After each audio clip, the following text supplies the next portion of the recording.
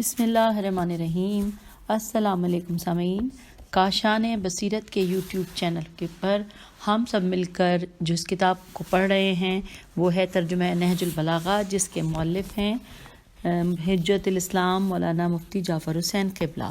اور اس کتاب کو پڑھتے ہوئے ہم نے ابھی تک 103 خطبے پڑھ لیے ہیں اور ہم صفحہ نمبر 302 پہ پہنچ گئے تھے اور پچھلی آڈیو میں، اور اب اس آڈیو میں جو کہ پارٹ نمبر 34 ہے، اس میں ہم آغاز کرنے جا رہے ہیں، پڑھنے کے لیے جا رہے ہیں خطبہ نمبر 104، جبکہ پیج ہے 302، وہی پیج ہے۔ چلیے پڑھتے ہیں۔ بسم اللہ الرحمن الرحیم۔ تمام حمد اس اللہ کے لیے ہے کہ جس نے شریعت اسلام کو جاری کیا اور اس کے سرچشمہ ہدایت پر اترنے والوں کے لیے اس کے قوانین کو آسان کیا اور اس کے ارکان کو حریف کے مقابلے میں غلبہ و سرفرازی دی، چنانچہ جو اس سے وابستہ ہو اس کے لیے امن، جو اس میں داخل ہو اس کے لیے صلح و آشتی، جو اس کی بات کرے اس کے لیے دلیل، جو اس کی مدد لے کر مقابلہ کرے اس کے لیے اسے گواہ قرار دیا ہے، اور اس سے کسب ضیاء کرنے والے کے لیے نور، سمجھنے بوجھنے اور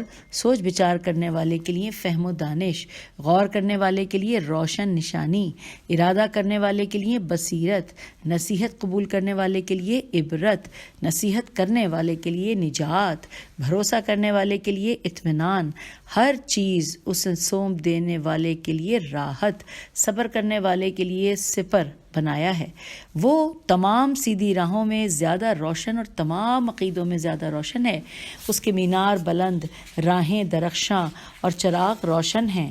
اس کا میدان عمل باوقار اور مقصد و غایت بلند ہے۔ اس کے میدان میں تیز رفتار گھوڑوں کا اجتماع ہے۔ اس کی طرف بڑھنا مطلوب و پسندیدہ ہے۔ صفحہ نمبر 304، خطبہ ابھی جاری ہے۔ لکھا ہے، اس کے شاہ سوار عزت والے اور اس کا راستہ اللہ اور رسول کی تصدیق ہے اور اچھے اعمال راستے کے نشانات ہیں۔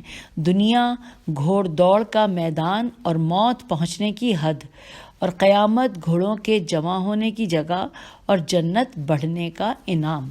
اب آگے لکھا ہے کہ اسی خطبے کا یہ جز نبی صلی اللہ علیہ وآلہ وسلم کے متعلق ہے۔ آئیے مل کے پڑھتے ہیں۔ لکھا ہے، یہاں تک کہ آپ صلی اللہ علیہ وآلہ وسلم نے روشنی ڈھونڈنے والے کے لیے شعلے بھڑکائے اور راستہ کھو کر سواری کے روکنے والے کے لیے نشانات روشن کیے۔ اے اللہ، وہ تیرے بھروسے کا امین اور قیامت کے دن تیرا ٹھہرایا ہوا گواہ ہے۔ وہ تیرا نبی صلی اللہ علیہ وآلہ وسلم مرسل و رسول برحق ہے جو دنیا کے لیے نعمت و رحمت ہے۔ خدایا تو انہیں اپنے عدل و انصاف سے ان کا حصہ عطا کر اور اپنے فضل سے انہیں دوہرے حسنات اجر میں دے۔ اے اللہ، ان صلی اللہ علیہ وآلہ وسلم کی عمارت کو تمام معماروں کی عمارتوں پر فوقیت عطا کر اور اپنے پاس ان کی عزت و آبرو سے مہمانی کر اور ان کے مرتبے کو بلند و شرف بخش اور انہیں بلند درجہ دے دے اور رفعت و فضیلت عطا کر، اور ہمیں ان کی جماعت میں اس طرح محشور کر کہ نہ ہم ذلیل و رسوا ہوں، نہ نادم و پریشان، نہ حق سے روگرداں، نہ عہد شکن، نہ گمراہ کن اور نہ فریب خوردہ۔ اس کے بعد آگے لکھا ہے کہ سید رضی کہتے ہیں کہ یہ کلام اگرچہ پہلے گزر چکا ہے مگر ہم نے پھر اعادہ کیا ہے، چونکہ دونوں روایتوں کی لفظوں میں کچھ اختلاف ہے۔ Page number 304۔ اب یہاں پہ لکھا ہے کہ اسی خطبے کا ایک جز یہ بھی ہے، آئیے پڑھتے ہیں۔ لکھا ہے کہ جس میں اپنے اصحاب سے خطاب فرمایا کہ تم اپنے اللہ کے لطف و کرم کی بدولت ایسے مرتبے پر پہنچ گئے کہ تمہاری کنیزیں بھی محترم سمجھی جانے لگیں اور تمہارے ہمسایوں سے بھی اچھا برتاؤ کیا جانے لگا، اور وہ لوگ بھی تمہاری تعظیم کرنے لگے جن پر تمہیں نہ کوئی فضیلت تھی نہ تمہارا کوئی ان پر احسان تھا، اور وہ لوگ بھی تم سے دہشت کھانے لگے جنہیں تمہارے حملے کا کوئی اندیشہ نہ تھا اور نہ تمہارا ان پر تسلط تھا، مگر اس وقت تم دیکھ رہے ہو کہ اللہ کے عہد توڑے جا رہے ہیں اور تم غیظ میں نہیں آتے، حالانکہ اپنے آباء و اجداد کے قائم کردہ رسم و آئین کے توڑے جانے سے تمہاری رگ حمیت جنبش میں آ جاتی ہے، لیکن حالانکہ جب تک اللہ کے معاملات تمہارے ہی سامنے پیش ہوتے رہے، وہ تمہارے ہی ذریعے سے ان کا حل ہوتا رہا ہے اور تمہاری ہی طرف ہر پھر کر آتے ہیں، لیکن تم نے اپنی جگہ ظالموں کے حوالے کر دی ہے اور اپنی باغ دوڑ انہیں تھما دی ہے اور اللہ کے معاملات انہیں سونپ دیے ہیں کہ وہ شعبوں پر عمل پیرا اور نفسانی خواہشوں پر گامزن ہیں۔ خدا کی قسم، اگر وہ تمہیں ہر ستارے کے نیچے بکھیر دیں تو بھی اللہ تمہیں اس دن ضرور جمع کرے گا جو ان کے لیے بہت بڑا دن ہوگا۔ اور یوں ہم نے خطبہ 104 مکمل کر لیا۔ ہم پیج 304 پر ہی ہیں اور خطبہ نمبر 105 پڑھنے جا رہے ہیں۔ آئیے آغاز کرتے ہیں۔ لکھا ہے، بسم اللہ الرحمن الرحیم، میں نے تمہیں بھاگتے اور صفوں سے منتشر ہوتے ہوئے دیکھا، جبکہ تمہیں چند کھرے قسم کے اوباشوں اور شام کے بدوؤں نے اپنے گھیرے میں لے لیا تھا، حالانکہ تم عرب کے جوان مرد، شرف کے راس و رئیس، قوم میں اونچی ناک والے اور چوٹی کی بلندی والے ہو۔ پیج 305۔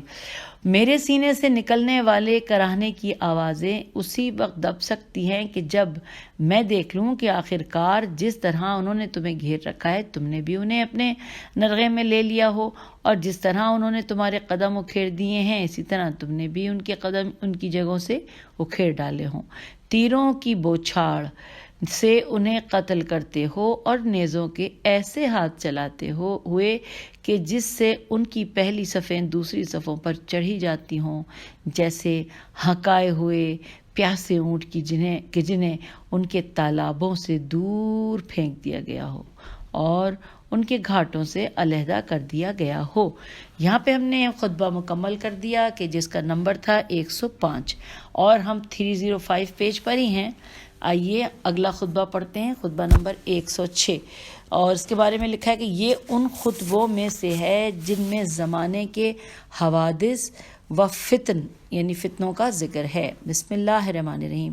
تمام حمد اس اللہ کے لیے ہے جو اپنے مخلوقات کی وجہ سے مخلوقات کے سامنے عیاں ہے اور اپنی حجت و برہان کے ذریعے سے دلوں میں نمایاں ہے۔ اس نے بغیر سوچ بچار میں پڑے مخلوق کو پیدا کیا، اس لیے کہ غور و فکر اس کے مناسب ہوا کرتی ہے جو دل و دماغ جیسے اعضاء رکھتا ہو، اور وہ دل و دماغ کی احتیاج سے بری ہے۔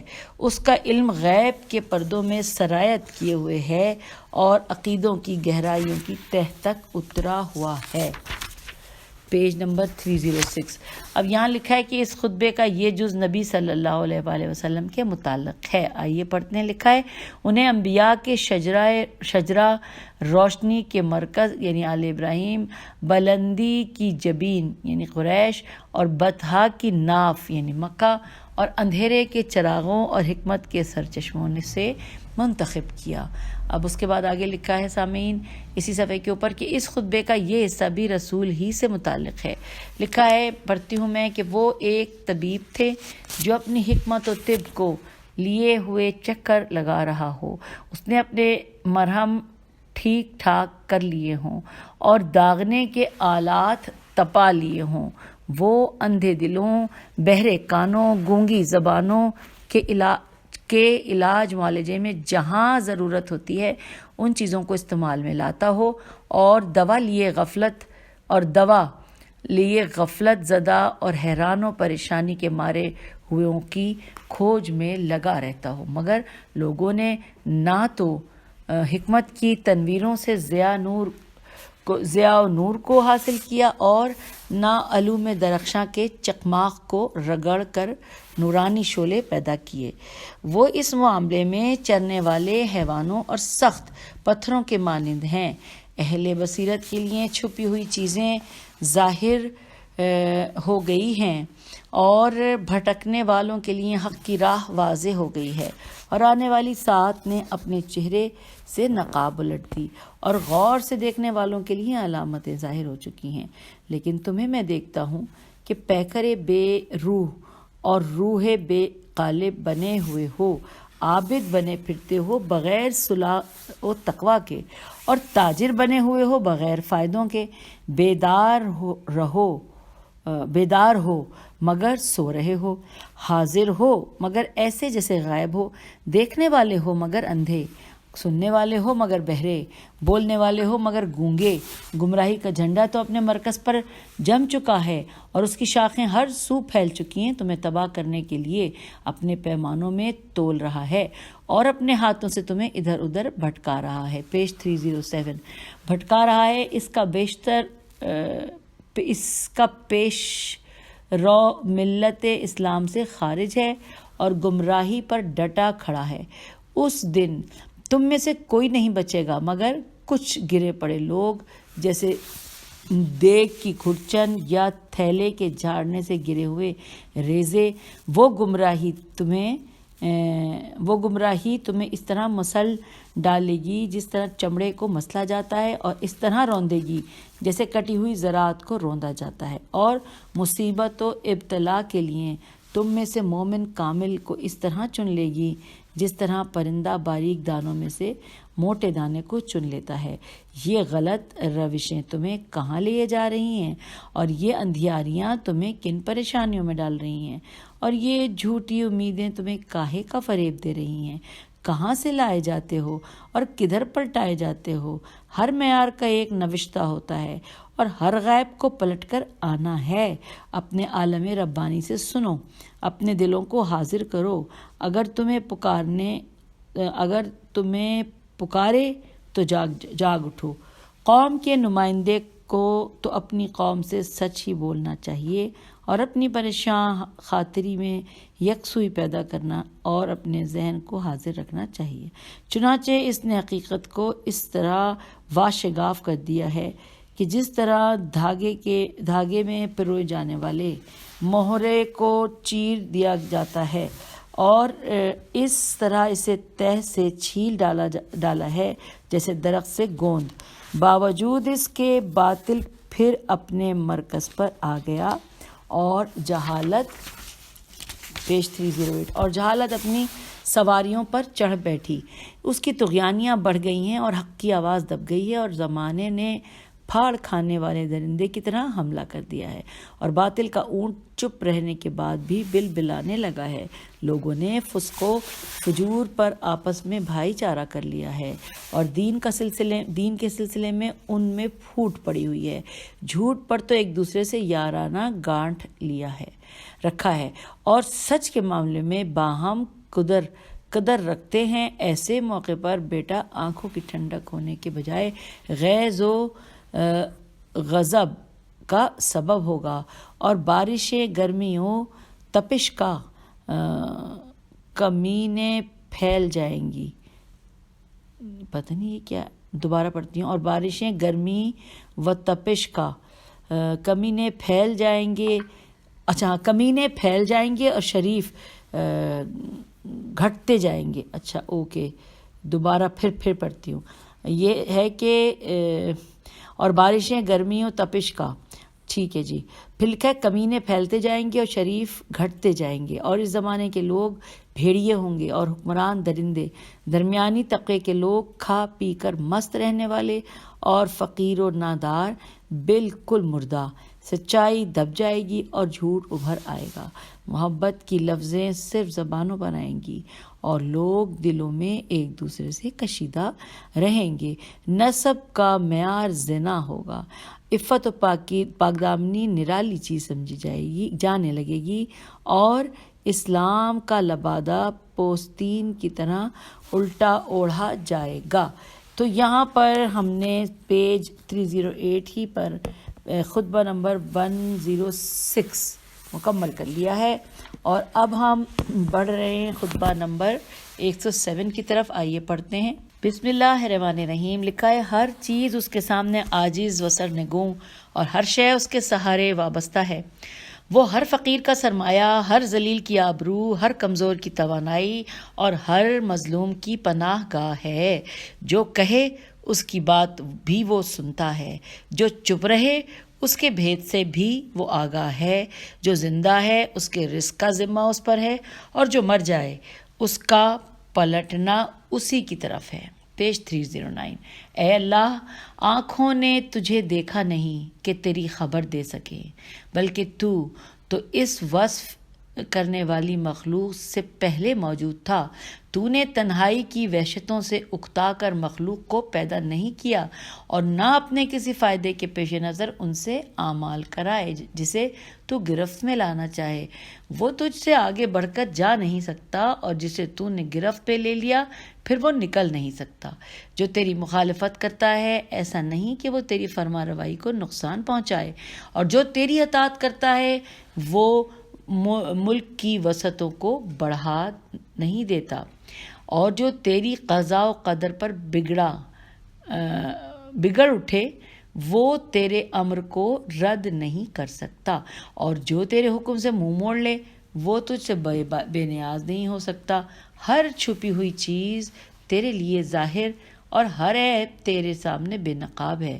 تو ابدی ہے جس کی کوئی حد نہیں، اور تو ہی سب کی منزل منتہا ہے کہ جس سے کوئی گریز کی راہ نہیں، اور تو ہی وعدہ گاہ ہے کہ تجھ سے چھٹکارا پانے کی کوئی جگہ نہیں مگر تیری ہی ذات۔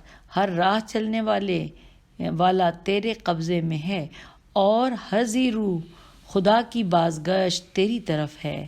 سبحان اللہ۔ یہ تیری کائنات جو ہم دیکھ رہے ہیں کتنی عظیم الشان ہے، اور تیری قدرت کے سامنے ان کی عظمت کتنی عظیم ہے، اور یہ تیری بادشاہت جو ہماری نظروں کے سامنے ہے کتنی پرشکوہ ہے، لیکن تیری اس سلطنت کے مقابلے میں جو ہماری نگاہوں سے اوجھل ہے کتنی حقیر ہے، اور دنیا میں یہ تیری نعمتیں کتنی کامل و ہمگیر ہیں، مگر آخرت کی نعمتوں کے سامنے وہ کتنی مختصر ہیں۔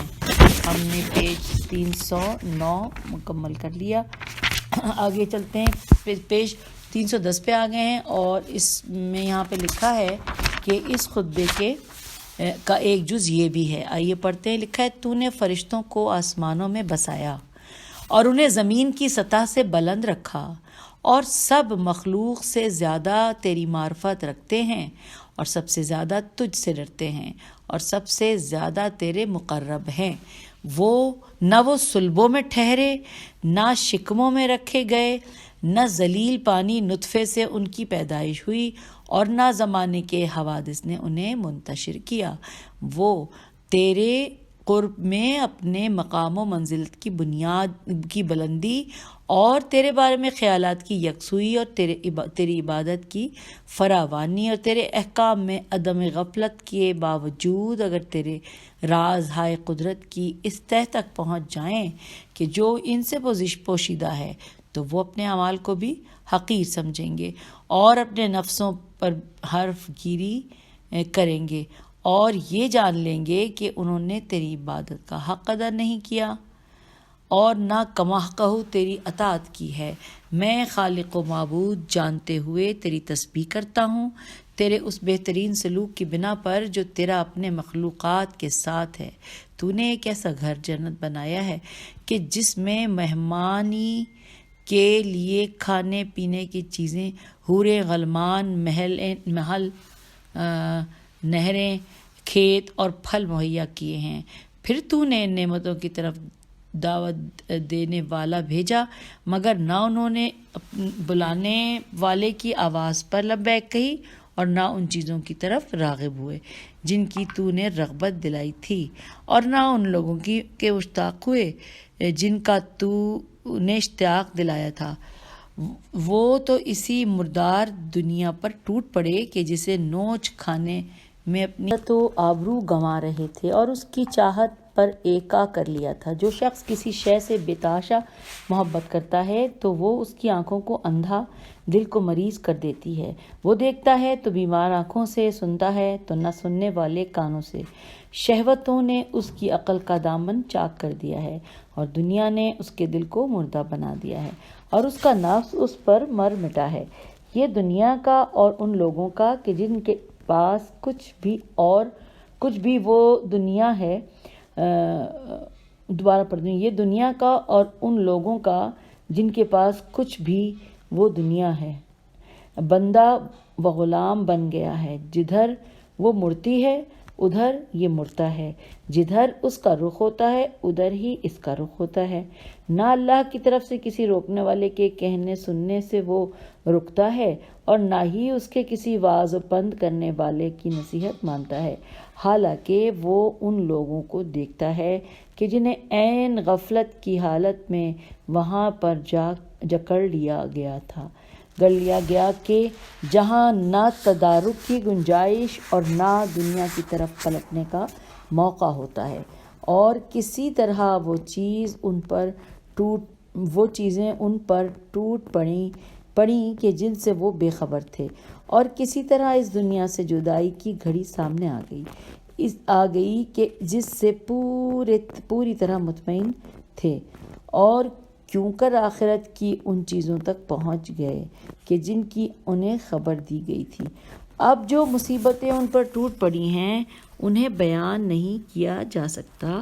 موت کی سختیاں اور دنیا چھوڑنے کی حسرتیں مل کر انہیں گھیر لیتی ہیں، چنانچہ ان کے ہاتھ پیر ڈھیلے پڑ جاتے ہیں اور رنگتیں بدل جاتی ہیں، پھر ان کے اعضاء میں موت کی دخل اندازیاں بڑھ جاتی ہیں۔ کوئی ایسا ہوتا ہے کہ پہلے ہی اس کی زبان بند ہو جاتی ہے، پیج 312۔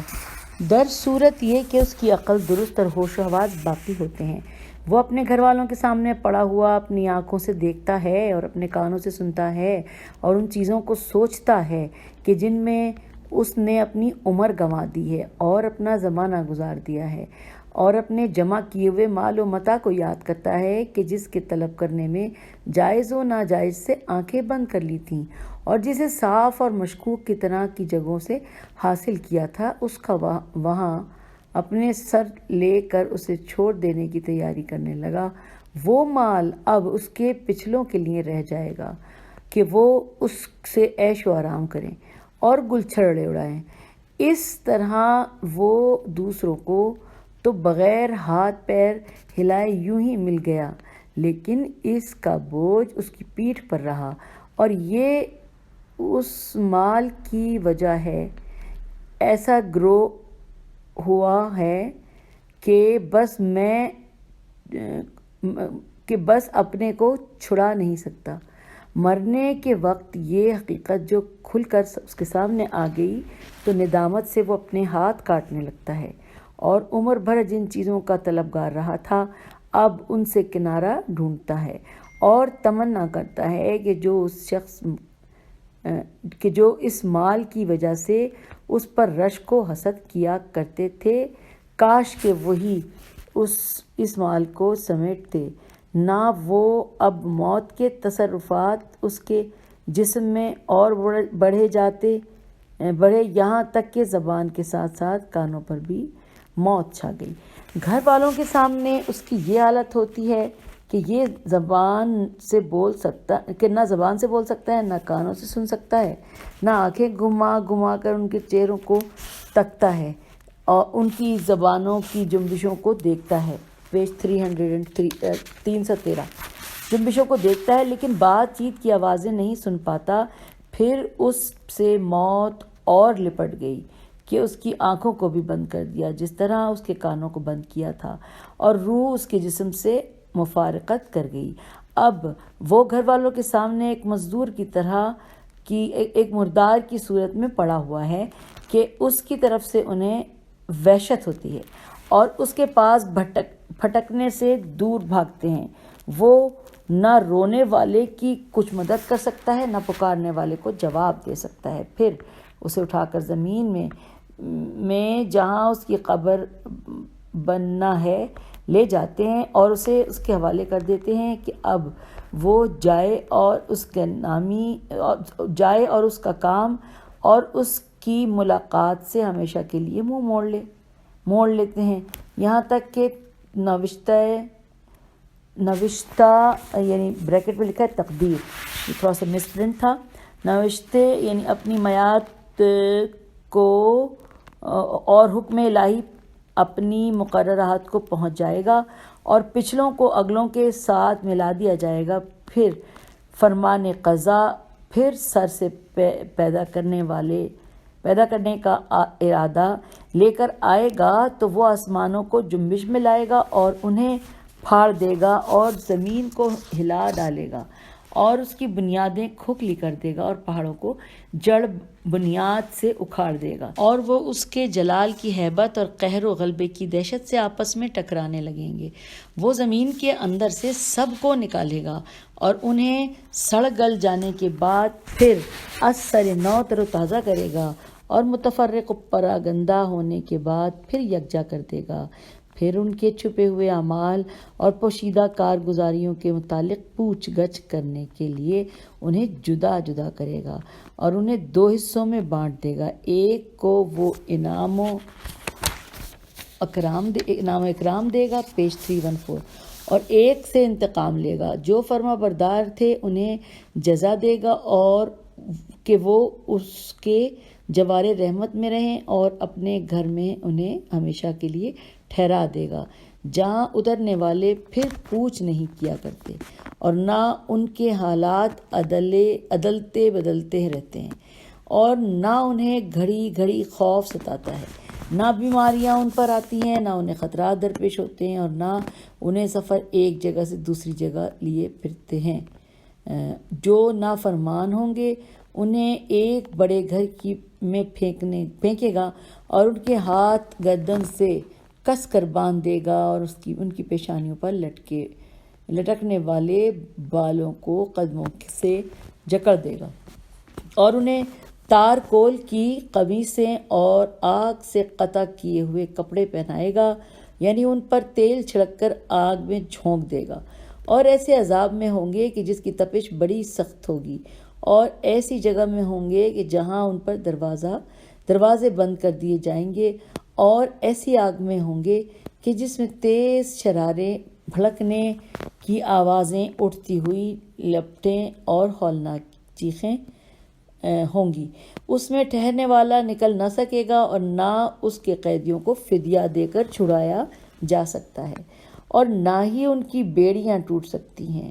اس گھر کی کوئی مدت مقرر نہیں کہ اس کے بعد مٹا جائے، نہ رہنے والوں کے لیے کوئی مقررہ میعاد ہے کہ وہ پوری ہو جائے تو پھر چھوڑ دیے جائیں۔ اسی خطبے کا یہ جز نبی صلی اللہ علیہ وآلہ وسلم کے متعلق ہے۔ آئیے پڑھتے ہیں۔ لکھا ہے، بس یہ اب تھوڑا سا رہ گیا ہے خطبہ بھی، اور یہ والی آڈیو میں بھی ہم اس خطبہ 107 کو بس مکمل کریں گے۔ لکھا ہے، اسی خطبے کا یہ جز نبی صلی اللہ علیہ وآلہ وسلم کے متعلق ہے کہ انہوں نے اس دنیا کو ذلیل و خوار سمجھا اور پست و حقیر جانا، پیج 315، اور پست و حقیر جانا، اور جانتے تھے کہ اللہ نے ان صلی اللہ علیہ وآلہ وسلم کی شان کو بالا تر سمجھتے ہوئے دنیا کا رخ ان سے موڑا ہے، اور گھٹیا سمجھتے ہوئے دوسروں کے لیے اس کا دامن پھیلا دیا ہے۔ لہٰذا آپ صلی اللہ علیہ وآلہ وسلم نے دنیا سے دل ہٹا لیا اور اس کی یاد اپنے نفس سے مٹا ڈالی، اور یہ چاہتے رہے کہ اس کی سج دھج ان کی نظروں سے اوجھل رہے، کہ نہ اس سے عمدہ لباس حاصل کریں اور نہ اس میں قیام کی آس لگائیں۔ انہوں نے عذر تمام کرتے ہوئے اپنے پروردگار کا پیغام پہنچا دیا، اور ڈراتے ہوئے امت کو پند و نصیحت کی، اور خوشخبری سناتے ہوئے جنت کی طرف دعوت دی۔ ہم نبوت کا شجرہ، رسالت کی منزل، ملائکہ کی فرودگاہ، علم کا معدن اور حکمت کا سرچشمہ ہیں۔ ہماری نصرت کرنے والا اور ہم سے محبت کرنے والا رحمت کے لیے چشم براہ ہے، اور ہم سے دشمنی و عناد رکھنے والے کو قہر الہی کا منتظر رہنا چاہیے۔ اور اب ہم سامعین، ویسے تو ابھی ٹائم ہے 28 منٹ ہوئے ہیں، ایک جو خطبہ ہے خطبہ نمبر 108، یہ ہم اس ٹائم میں پڑھ سکتے ہیں کیونکہ چھوٹا ہے۔ آئیے پڑھتے ہیں۔ بسم اللہ الرحمن الرحیم۔ اللہ کی طرف وسیلہ ڈھونڈنے والوں کے لیے بہترین وسیلہ اللہ اور اس کے رسول صلی اللہ علیہ وآلہ وسلم پر ایمان لانا ہے اور اس کی راہ میں جہاد کرنا۔ وہ اسلام کی سربلند چوٹی ہے، اور کلمہ توحید کہ وہ فطرت کی آواز ہے، اور نماز کی پابندی کہ وہ عین دین ہے، اور زکوٰۃ ادا کرنا کہ وہ فرض و واجب ہے، اور ماہ رمضان کے روزے رکھنا کہ وہ عذاب کی سپر ہیں، اور خانہ کعبہ کا حج و عمرہ بجا لانا کہ وہ فقر کو دور کرنے اور گناہوں کو دھو دیتے ہیں، اور عزیزوں سے حسن سلوک کرنا۔ سامعین پیج 316 پہ آ گئے ہیں۔ اور عزیزوں سے حسن سلوک کرنا کہ وہ مال کی فراوانی اور عمر کی درازی کا سبب ہے، اور مخفی طور پر خیرات کرنا کہ وہ گناہوں کا کفارہ ہے، اور کھلا خیرات کرنا کہ وہ بری موت سے بچاتا ہے، اور لوگوں پر احسانات کرنا کہ وہ ذلت و رسوائی کے مواقع سے بچاتا ہے۔ اللہ کے ذکر میں بڑھے چلو، اس لیے کہ وہ بہترین ذکر ہے، اور اس چیز کے خواہش مند بنو کہ جس کا اللہ نے پرہیزگاروں سے وعدہ کیا ہے، اس لیے کہ اس کا وعدہ سب وعدوں سے زیادہ سچا ہے۔ نبی اکرم صلی اللہ علیہ وآلہ وسلم کی سیرت کی پیروی کرو کہ وہ بہترین سیرت ہے، اور ان کی سنت پر چلو کہ وہ سب طریقوں سے بڑھ کر ہدایت کرنے والی ہے، اور قرآن کا علم حاصل کرو کہ وہ بہترین کلام ہے، اور اس میں غور و فکر کر لو کہ یہ دلوں کی بہار ہے، اور اس کے نور سے شفا حاصل کرو کہ سینوں کے اندر چھپی ہوئی بیماریوں کے لیے شفا ہے، اور اس کی خوبی کے ساتھ تلاوت کرو کہ اس کے واقعات سب واقعات سے زیادہ فائدہ رساں ہیں۔ وہ عالم جو اپنے علم کے مطابق عمل نہیں کرتا اس سرگرداں جاہل کے مانند ہے جو جہالت کی سرمستیوں سے ہوش میں نہیں آتا، بلکہ اس پر اللہ کی حجت زیادہ ہے، اور حسرت و افسوس اس لیے کہ لازم و ضروری ہے، اور اللہ کے نزدیک وہ زیادہ قابل ملامت ہے۔ تو یہاں پر خطبہ نمبر 108 کو ہم نے مکمل کر لیا، اور پیج ہے 316۔ اب اگلا خطبہ 109 اگلے صفحے سے پڑھیں گے انشاءاللہ اگلی آڈیو میں۔ تب تک کے لیے اجازت، خدا حافظ، فی امان اللہ۔